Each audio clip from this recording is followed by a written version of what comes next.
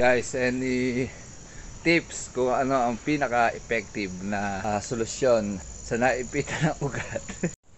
Okay, barefoot planning day 91. 91. Busy ngayon lahat. Halos ako din busy kasi sumundo ako sa bayan kasi nagpa-certified si Mrs. Tapos si parang akong naman susundo din ng anak. SI. Okay, solo mode muna tayo. Hindi tuloy nasama yung mga bata. Okay, let's go.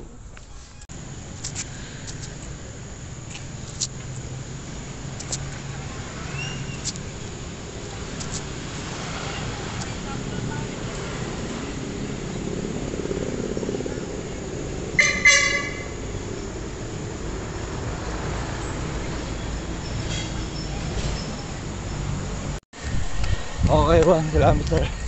Ang pace natin ay 5 minutes and 14 seconds. Ang calories burn natin 81 kilocalories burn. Alright, solo mode.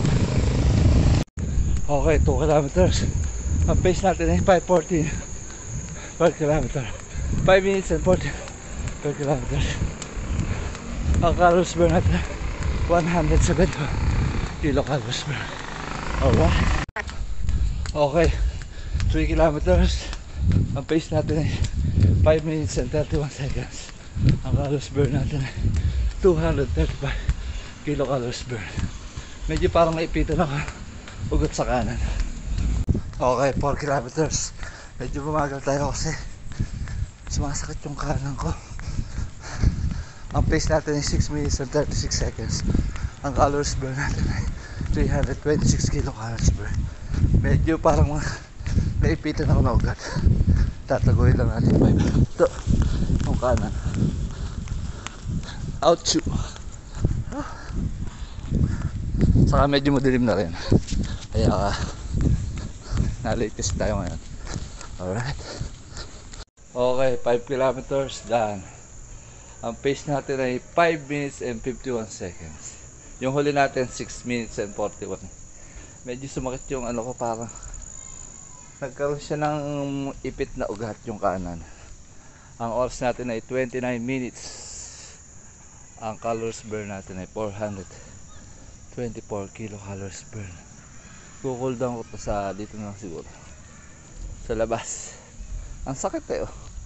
Ito, papakita ko sa lang ko. Ayun na, parang magashi. Kaya bumagal tayo no 3 kilometers. Medyo matagal kong nararamdaman to, pero ngayon lang totally siya bumigay. Pero hilot lang to. Wala dito. Dito na lang ako sa hallway. Magko-cool down. Solo mode. 29 minutes. Sayang, ang target ko sana nun mga 25 man lang. Hindi ko pa kaya yung 90. Pero kung hindi siguro to injury, maganda-ganda pace ko ng konti. Ay, nakaw, ang sakit. Hindi naman totally masakit. Ano to, ipit na ugat. Guys, any tips kung ano ang pinaka-effective na solusyon sa naipitan ng ugat?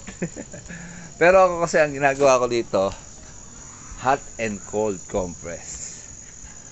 Pero hindi pa naman siya ganun kamagamaga. Masakit lang ilakad.